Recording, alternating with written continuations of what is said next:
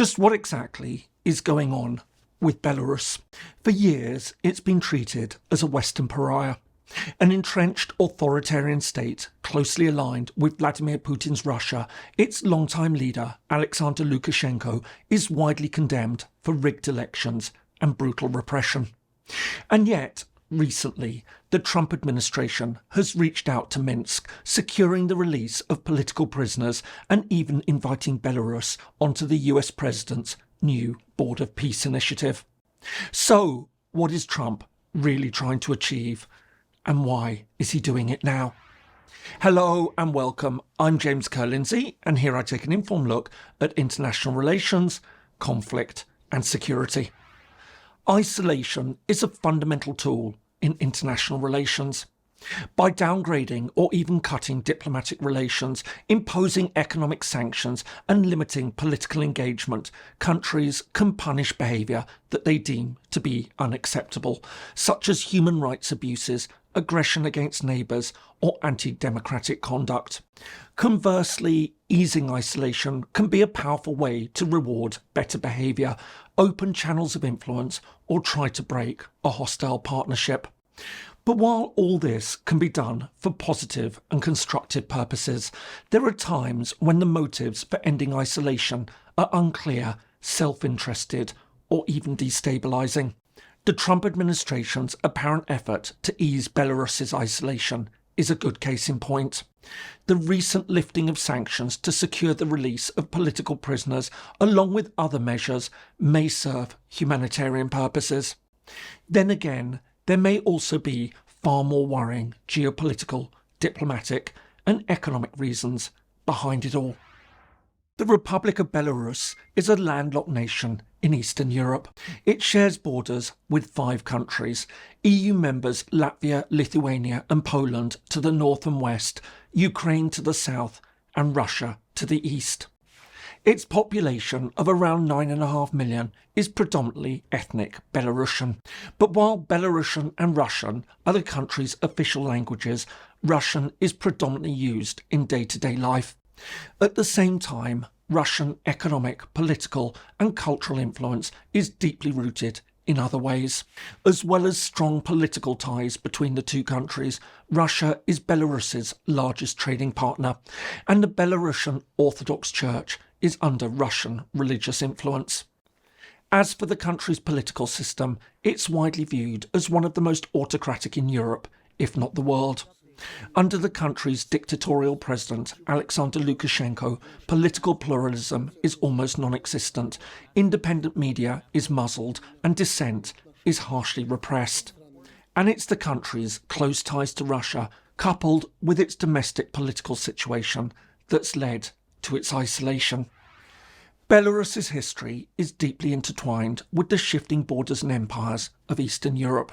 In the Middle Ages, the lands that would become modern-day Belarus were contested among Lithuania, Poland and Muscovy before coming under Russian imperial rule in the late 18th century. And while it tried to break away after the Russian Revolution in 1917, it eventually came back under effective Russian control, becoming one of the Soviet Union's founding republics in the early 1920s. This lasted until the collapse of the USSR in 1991, when Belarus declared independence. However, unlike the neighbouring Baltic states, which moved towards the west, pursuing NATO and EU membership, Belarus instead maintained its extremely close economic, political, institutional and cultural ties with neighbouring Russia. It was against this backdrop that Alexander Lukashenko was elected president in 1994.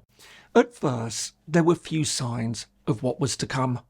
Having been voted in through what was then a relatively competitive process, he spent his initial years in power working to stabilise a struggling economy and assert Belarus's sovereignty.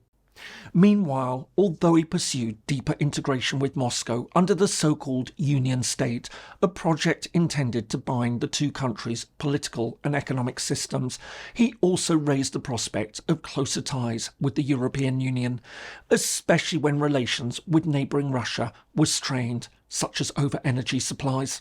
However, by the early 2000s, things were changing.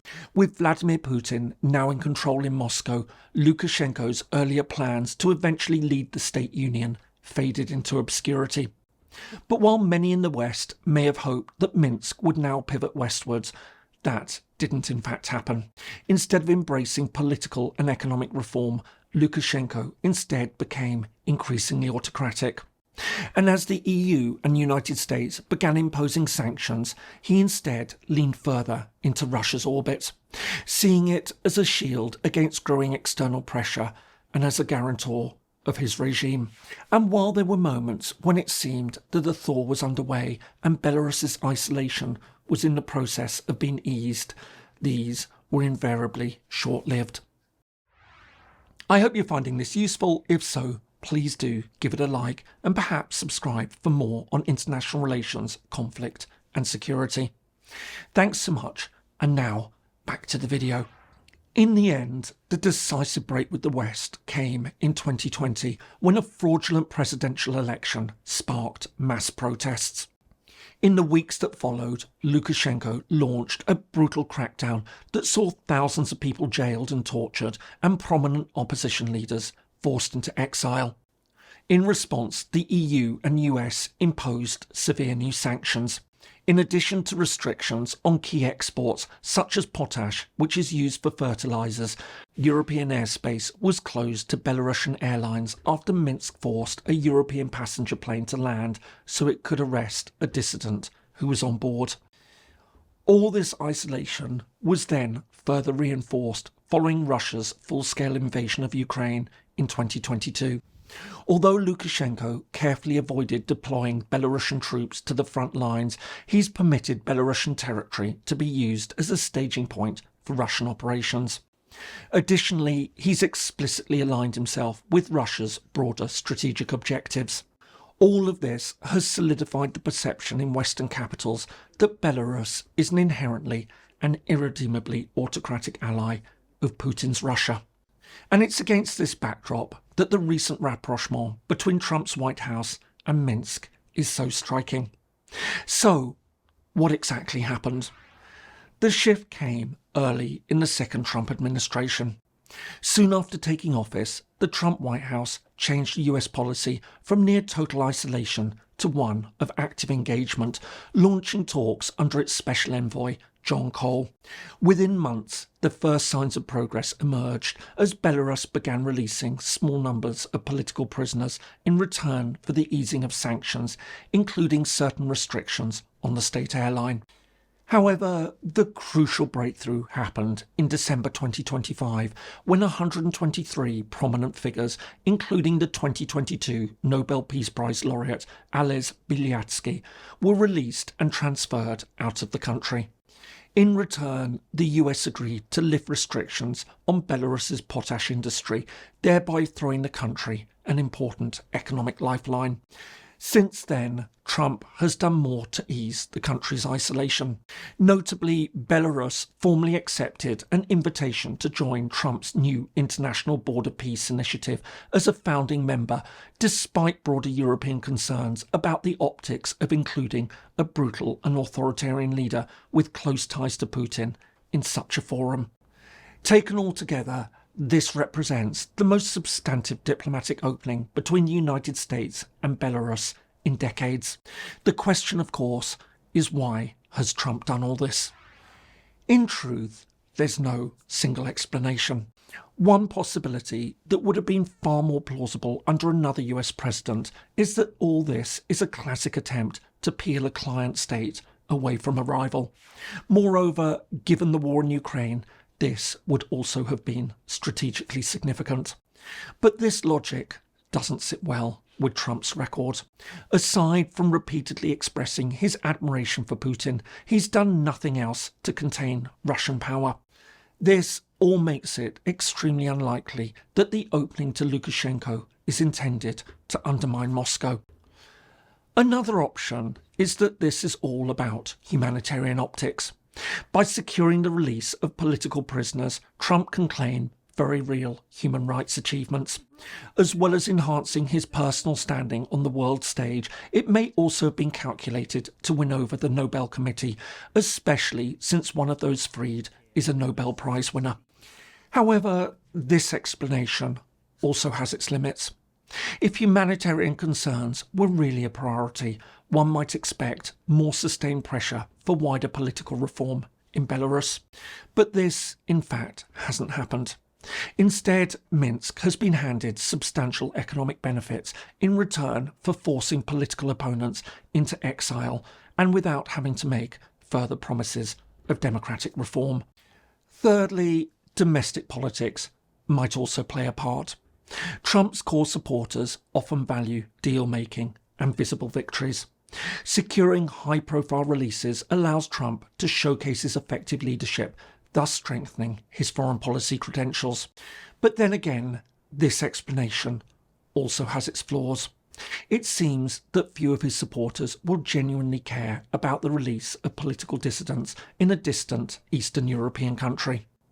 Moreover, this story has received far less attention than many other of his more prominent foreign policy actions, further encouraging the view that in fact something else may be at play. Finally, and most controversially, there could be something far more worrying behind all of this. Given the deep economic links between Belarus and Russia, easing sanctions on Minsk could indirectly ease pressure on Moscow. To add to this, Trump has openly spoken about his hopes to expand business ties with Moscow. Engaging with a close Russian ally could serve as a backdoor to reduce its economic isolation. In the meantime, if nothing else, it helps to prop up a key Russian ally. In this sense, the steps taken over Belarus may in fact be designed to reinforce the rather complex and opaque relationship that Trump and Putin seem to have developed. But ultimately, it's unlikely to be a case of one reason over another. All of them may in fact play a part. But whatever lies behind these developments, it's clear that the usual explanations for ending isolation don't obviously apply. In truth, they simply can't account for the irregular and often secretive interests, incentives and personalities at play under the current US administration. But whatever the motives, one thing seems sure.